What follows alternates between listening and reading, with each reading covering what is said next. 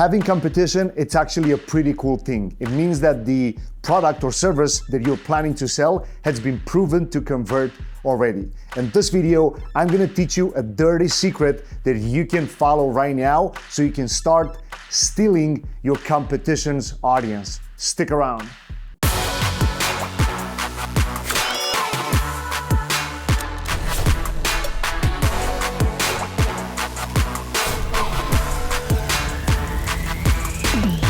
What's up guys, welcome to another video. My name is Marian, and if this is your first time here and you want to learn more about how to get more clients, how to enroll them into higher end packages and products or services, how to build an audience and all kinds of cool stuff, stick around, hit the subscribe button, hit the bell to make sure you don't miss anything. Now let's jump into today's training. Welcome to the second part of the high-end client acquisition machine training. This one is huge because now we're going to identify who are the big players, who are the influencers in your own industry, right? So in the previous lesson, and if you haven't watched that, click somewhere below this video and go watch it, because if you didn't watch that one, this one, it won't make that much sense, right? But let's see exactly what do I mean. So step one, identifying at least 5 of your biggest competitors, right? When I say at least, I would highly recommend between 5 to 10. But at the beginning, if it's hard for you to understand who are the big players in the game, you can start with 5. So for example, the way that I do this is, let me divide, and sorry for my handwriting, you'll be able to download some nice PDFs with everything that we talked in here, but I'm a big believer into the visual part, so that's why I like to draw on the board. So the way that I do it is every time I think, all right, let's see where my audience is, right? In my scenario, the first 5 big competitors that I can think of are, let's say, Lewis House. So even though you may say, well, Marian, those are huge names. Exactly. Think about what we are able to do. So we are able to take the content that we've created in part 1, now we identify who are the biggest players in the game, and now we're going to put our content in front of their audiences. So this is huge. Think about this. All these guys spent hundreds of thousands of dollars, if not millions of dollars, building their audiences for years. And now we are able to put our content in front of their audience, right?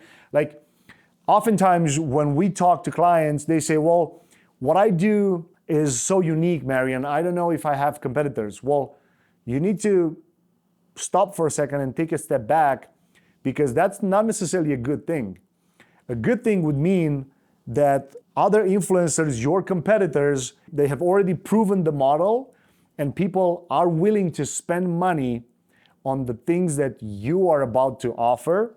Therefore, you can have a piece of that. You can just go in there, hack what they do, make your offer better, and all of a sudden, boom, you can just literally just steal clients, right? Now, I know it may sound easier than it is to implement, but essentially that's the big picture. Competition is not bad. Competition is very good, because as long as you're good at hacking that, not copying, hacking, and just make it better, make your process better, make the customer journey better, make the offer way more appealing than what they do, be more engaged with your audience because you can, because you're smaller and they're big and now they can control at that level. So there are advantages.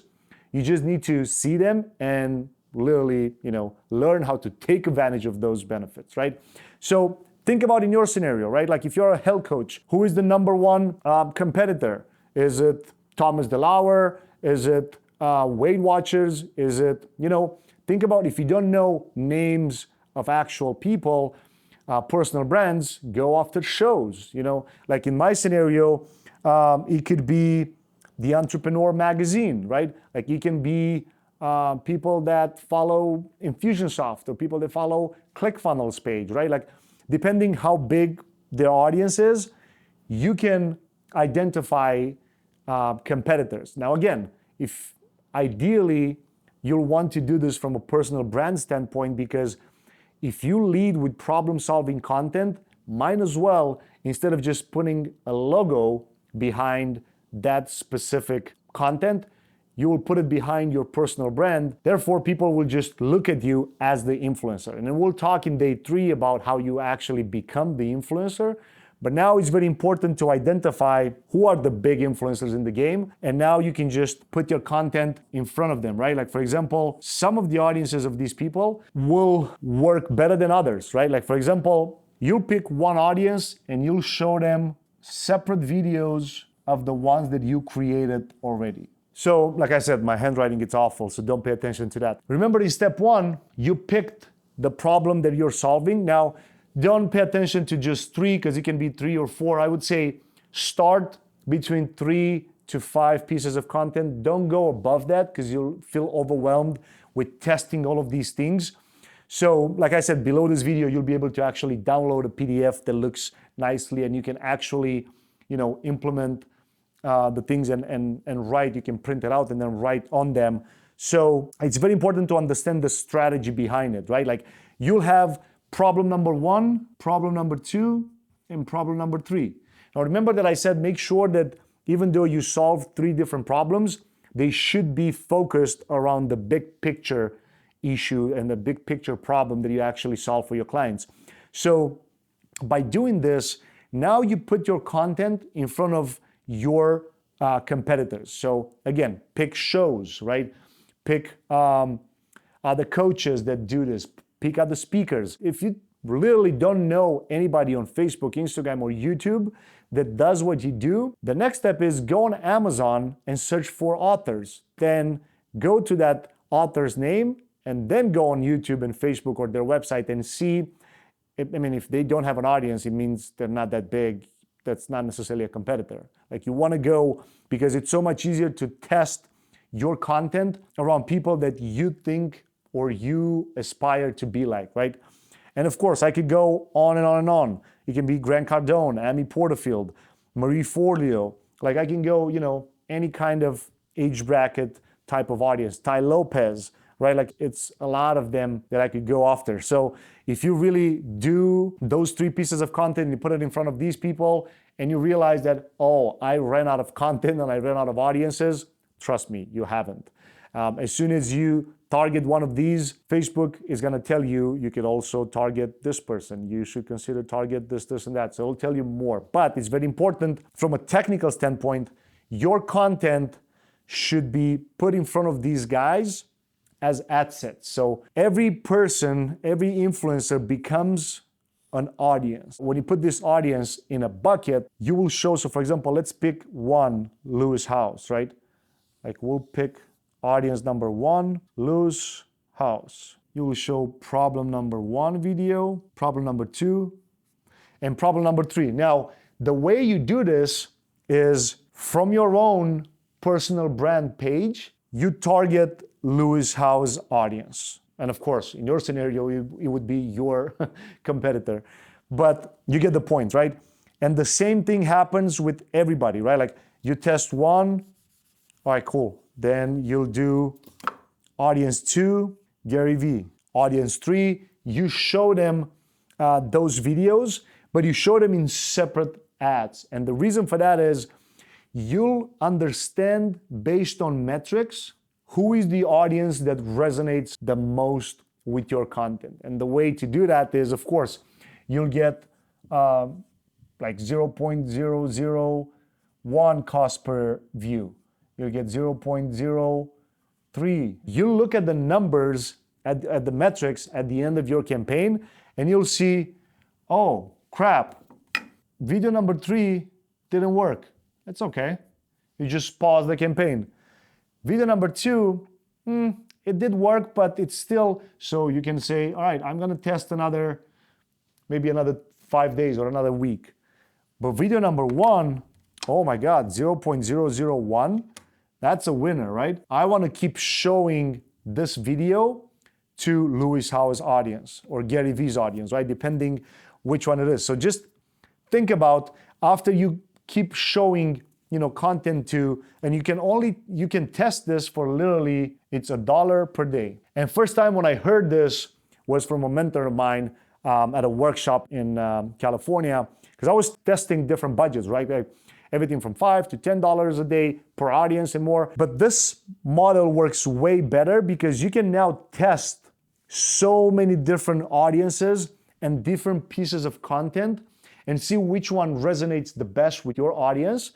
And now you can just pick the winners by looking at the metrics. Like you let the data tell you which one works best, and based on that, you move forward. You're not just guessing, you're not just putting, gas on a fire that it's already gone. You're not trying, it's very important to look at the metrics and understand, because Facebook and Instagram and YouTube will all tell you, keep promoting this one because this one works. Like you literally just look at the numbers and understand like, oh crap, I don't want to do this anymore because this is so expensive. Like 0.4, like it's definitely, this video doesn't like Gary Vee's audience, it seems that they hate this.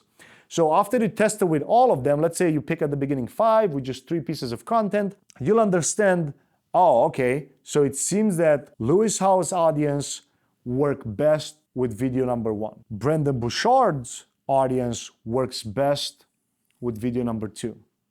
And Tony Robbins' audience works awesome with video number 3.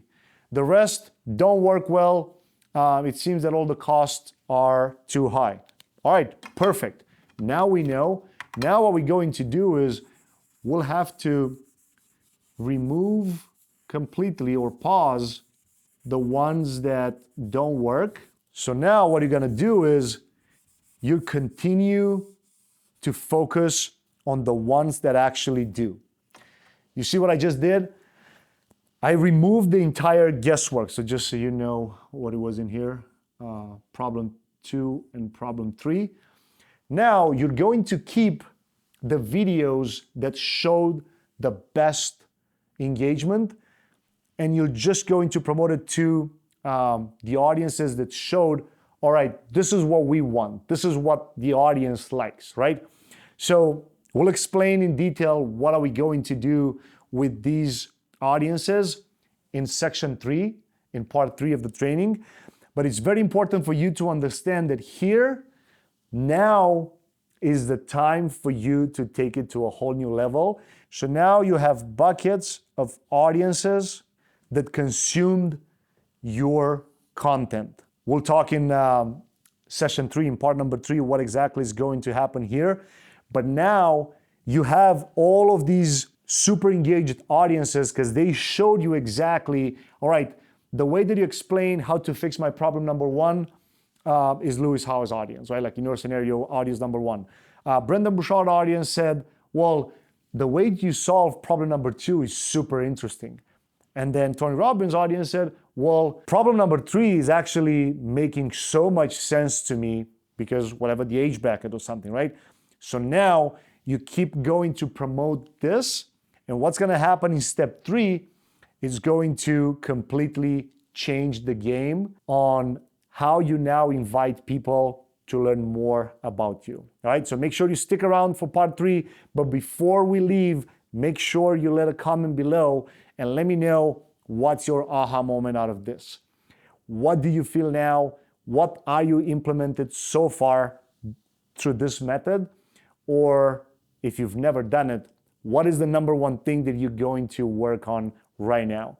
I'm super pumped to hear that, and I'm super pumped to meet you in part 3 because that's going to change the game.